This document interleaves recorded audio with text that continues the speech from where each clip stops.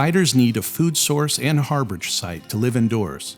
To get rid of spiders living in your home, choose an insecticide that will eliminate their food source, other insects. This will also help prevent new spiders from moving indoors. We recommend the use of a concentrated insecticide that is labeled for spiders to help eliminate the current spider population. Spray around door frames, window frames, all baseboards, in closets and storage rooms, and where utilities enter the structure.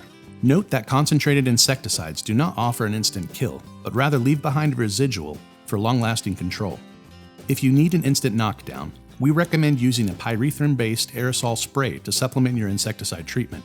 These sprays offer a contact kill and not the long-lasting control a concentrated insecticide application offers.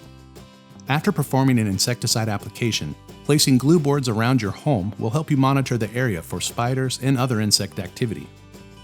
Place glue boards in cabinets, under appliances and storage areas such as attics or basements, and in the back of closets. And it's that easy with the expert help from DoMyOwn.com. Subscribe to our channel for more DIY and product videos.